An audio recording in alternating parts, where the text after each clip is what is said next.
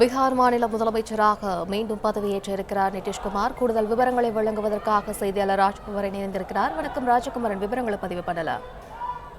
பீகார் மாநிலத்தினுடைய முதலமைச்சராக 9வது முறையாக தற்போது பதவியேற்றுக் கொண்டிருக்கின்றார் நிதிஷ்குமார். இன்று காலை 12 மணி அளவில் தன்னுடைய முதலமைச்சர் பதவியை ராஜினாமா செய்திருந்த நிதிஷ்குமார் தற்போது சில மணி நேர இடைவேளைக்கு பிறகு மீண்டும் முதலமைச்சராக பதவியேற்றுக் கொண்டிருக்கின்றார். கடந்த 2 ஆண்டுகளாக கிட்டத்தட்ட 18 மாதங்களாக நீடித்து வந்த காங்கிரஸ் மற்றும் ராஷ்டிரிய ஜனதாதளம் கூட்டணியுடனான உறவை முறித்துக் கொண்டு பாஜக தலைமையிலான தேசிய ஜனநாயக கூட்டணியில் மீண்டும் இணைந்து முதலமைச்சராக பதவியேற்றிருக்கின்றார் நிதிஷ்குமார். இதற்காக நடைபெற்றிருக்கக்கூடிய இந்த பதவியேற்பு விழா நிகழ்ச்சியில் பாஜகவின் தேசிய தலைமையின் மூலமாக அக்கட்சியினுடைய தேசிய தலைவர் ஜே.பி. நட்டா பங்கேற்றிருக்கின்றார். பாஜகவினுடைய சட்டமன்ற உறுப்பினர்கள் 78 பேர் அந்த மாநிலத்தில் இருக்கின்றார்கள். அவர்கள் அனைவரும் நிதிஷ்குமார் முதலமைச்சராக பதவியேற்பதற்கு ஒப்புதல் கடிதம் வழங்கியிருந்தார்கள். அது மட்டுமல்லாமல் ஏறக்குறைய 45 சட்டமன்ற உறுப்பினர்கள் வரை பெற்றிருக்கக்கூடிய நிதிஷ்குமாரினுடைய ஐக்கிய ஜனதா தளம் சட்டமன்ற உறுப்பினர்கள் என பெரும்பான்மைக்கு தேவையான 122க்கும் கூடுதலான சட்டமன்ற உறுப்பினர்களுடைய ஆதரவினை பெற்றிருக்கக்கூடிய நிதிஷ்குமார் தற்பொழுது பீகாரினுடைய முதலமைச்சராக மீண்டும் பதவியேற்றிருக்கின்றார்.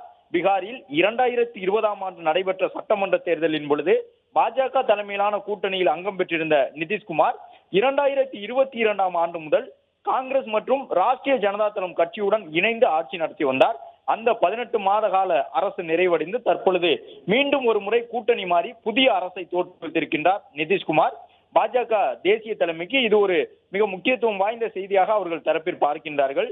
நிதிஷ்குமார் என்பவர் இந்தியா கூட்டணியை உருவாக்குவதில் மிக முக்கியமான நபராக இருந்தார். காங்கிரஸ் தலைமையில் பாஜகவிற்கு எதிராக இந்திய அளவில் பல்வேறு அரசியல் கட்சிகள் ஏறக்குறைய 27 கட்சிகள் ஒருங்கிணைந்து செயல்படுவதற்கு காரண கர்த்தாவாக பார்க்கப்பட்டவர்களில் ஒருவர் நிதிஷ்குமார். அப்படிப்பட்டவரை தேர்தலுக்கு இன்னும் 2 அல்லது 3 மாத காலமே இருக்கக்கூடிய நிலையில் பாஜக அணியின் சார்பில் அவரை கூட்டணிக்கு அழைத்து வந்திருப்பது மிக முக்கியத்துவம் வாய்ந்த ஒரு அரசியல் நிகழ்வாக பார்க்கப்படுகின்றது. சற்று முன்பாக அவர் தற்பொழுது இந்த பதவியினை ஏற்றுக்கொண்டிருக்கின்றார். பீகார் மாநிலத்தினுடைய முதலமைச்சராக 9வது முறையாக அவர் இந்த பதவியில் அமர்ந்திருக்கின்றார். ராம்விலாஸ் பாஸ்வானினுடைய லோக் ஜனசக்தி பாஜக இன்று சில கட்சிகளுடைய உறுப்பினர்கள் அமைச்சர்களாக பதவியேற்பார்கள் என்றும் தெரிய வந்திருக்கின்றது. ஜே.பி. நட்டா நேரடியாக ஆளுநர் ராஜேந்திர அர்லேக்கரை சந்தித்து பாஜகவின் சார்பில் தங்களுடைய ஆதரவினை நிதிஷ்குமாருக்கு வழங்குவதாக தெரிவித்திருந்தார். மேலும் பதவியேற்பு விழாவில் அந்த மாநிலத்தினுடைய பாஜக தலைவர் சாம்ராஜ் சௌத்ரி மற்றும் விஜய் சின்ஹா உள்ளிட்டோர் பங்கேற்றிருப்பதை பார்க்க முடிகின்றது.